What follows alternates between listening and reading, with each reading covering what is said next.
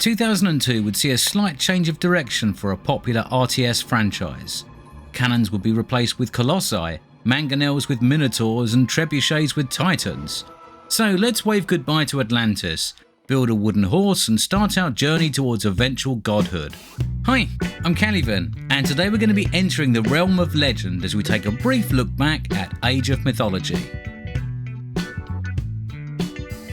Age of Mythology was the creation of Ensemble Studios, the group that kicked off the whole franchise with Age of Empires back in 1997. They had done particularly well out of this series, and it's not hard to see why.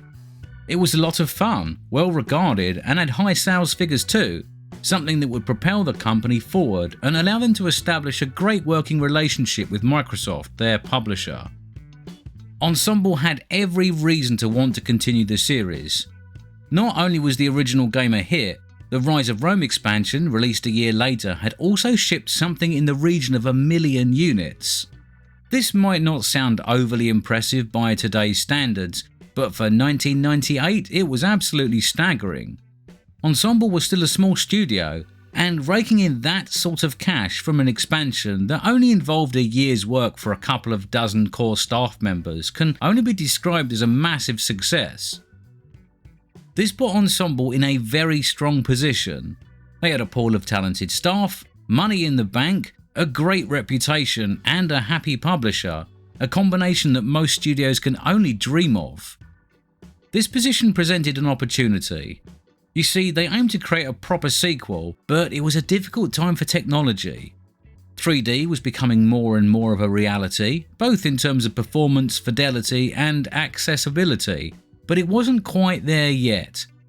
The technology had progressed well enough to create a realistic-looking RTS, but it wouldn't look particularly great, and even the most modern hardware could struggle to do it some justice.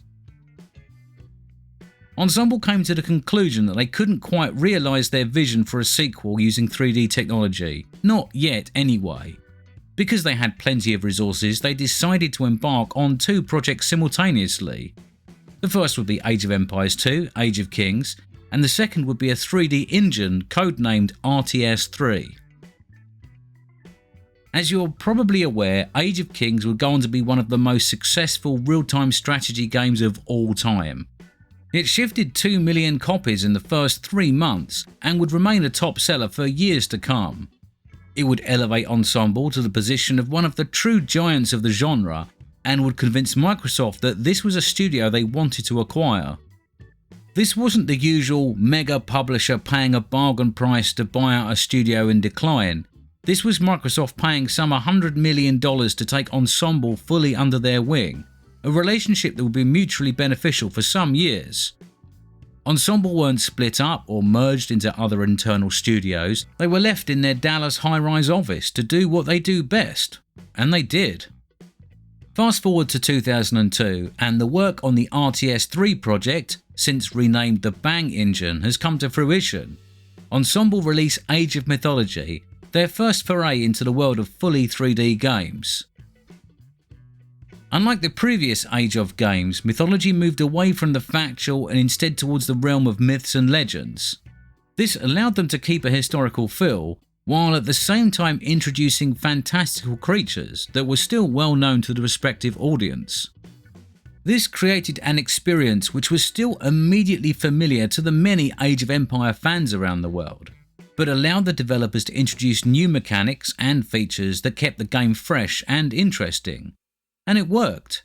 Reviewers showered the game with praise and copies flew off the shelves. It wasn't quite as successful as Age of Empires 2, but not many other strategy games would be. It's also worth considering that it was released just a few months after Warcraft 3, which makes its strong sales performance even more impressive. The game itself was simply fantastic. The 3D engine worked flawlessly, and the graphics were rich, colourful, and detailed. It featured all of the core mechanics that fans knew and loved, and those mechanics worked exactly as players wanted them to. Now, I don't feel the need to go into too much detail about the mechanics of an Age of Empires game. I think there's an almost universal understanding amongst strategy gamers of how these sorts of games fit together. So for the sake of brevity, let's skim over the basics. You've got your town centre that produces villagers. These are your key workers, who you send out to gather food, wood and gold. These three key resources allow you to grow your settlement, and like any good Age of game, this is a pretty involved system of houses, farms, outposts and storehouses that allow you to support the military side of your economy. Barracks, archery ranges and stables allow you to produce your melee, ranged and mounted troops, and castles allow the production of siege weapons, from the humble catapult to the mighty siege tower. Growth is tempered by the population cap and the age system, which tends to keep things at a sensible pace and gives you not just room to breathe, but also room to enjoy the process.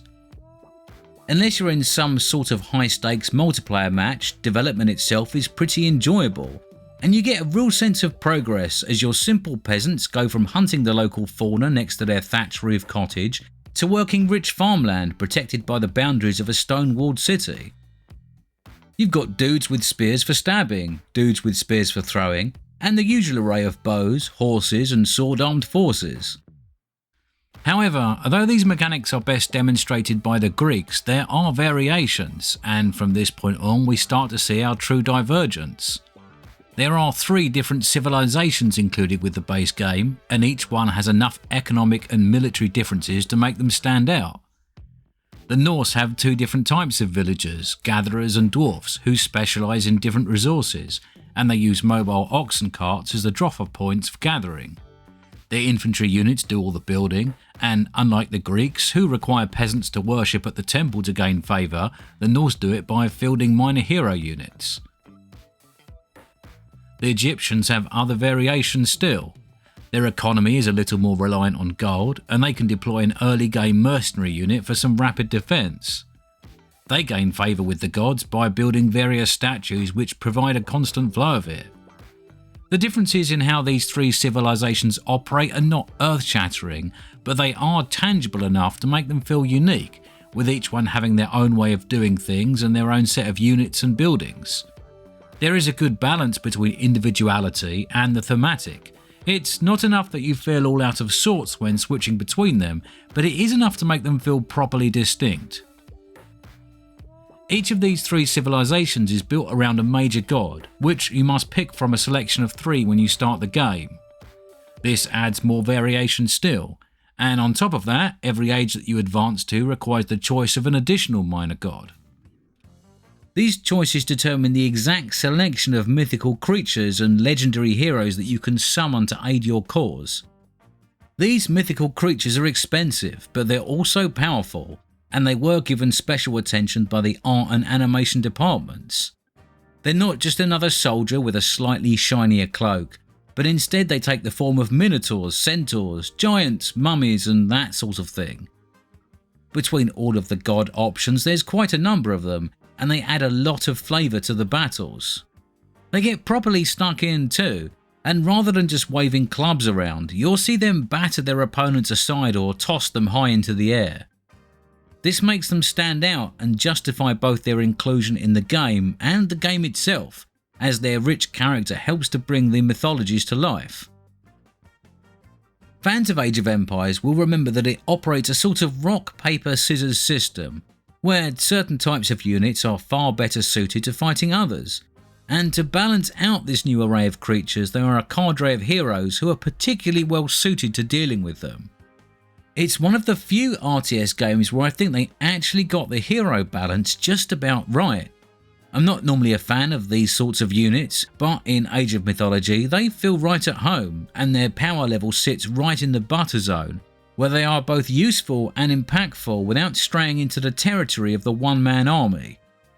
They manage to complement your other forces without overshadowing them, and as such you can enjoy them without the game being all about them. Your choice of deities also grants you some god powers to use during the game. These are fun and can also be pretty impactful, but interestingly you can only use them once per game. I've read somewhere that the developers wanted to include some unique and powerful abilities, but came to the conclusion that the only way they could do so without wrecking the game balance was just to limit them to a single use. This is an interesting choice, but I can see why they would make that decision. These god powers are really varied, and it's pretty obvious when you look at them they would be quite hard to balance.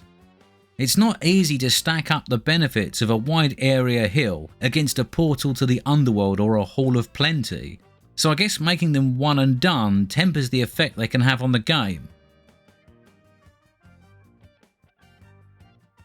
The final product that hit the shelves included a storage single-player campaign, as well as the expected skirmish and multiplayer modes.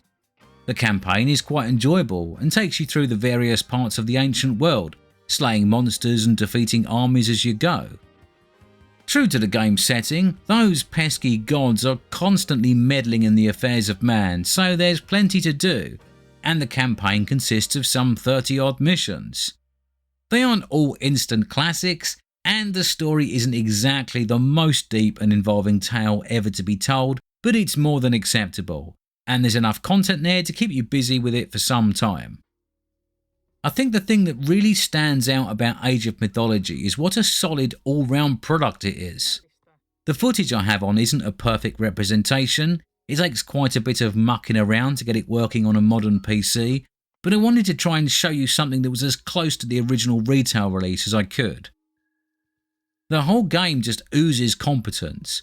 It's not one of those experiences that is elevated by a single standout mechanic or feature, but instead the entire game is just extremely well put together. It's not just fun to play, but it's also easy to play. The interface has everything you need when and where you need it, and the whole UI is a masterclass in giving you exactly the information required to proceed. There is a pretty exhaustive in-game encyclopedia that you can access by right-clicking the name of any unit or structure, which gives you the full details on the relevant statistics and mechanics, as well as a bunch of historical and mythological background. The graphics, animations and sounds are all expertly crafted and really bring the whole thing to life.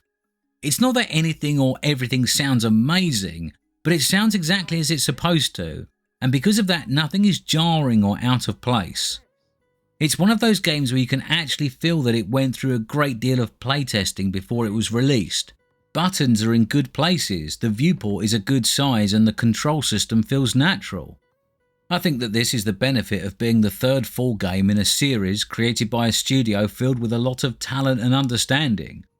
Lessons from previous editions were taken on board and refined into the next product, but the things that already worked well were left pretty much unchanged. Waiting a couple of extra years before moving into 3D was certainly a great decision. 1999 was not the year to try and use 3D to depict ancient humans in a semi-realistic style. The technology just wasn't ready, and neither were most of the home PC systems required to run it. Games that tried this around the turn of the millennium looked blocky, washed out and lacked character. Total Annihilation proved that it could work with tanks and robots, but Total Annihilation Kingdoms proved that it couldn't work with fantasy or mythology. I think Age of Mythology was one of the first games to use this style in a way that really worked. It looked absolutely amazing back in 2002, and I still think it looks pretty good to this day. Unlike many other 3D titles of this era, it's held up remarkably well. If you compare it to something like Empire Earth from only a year earlier, the difference is stark.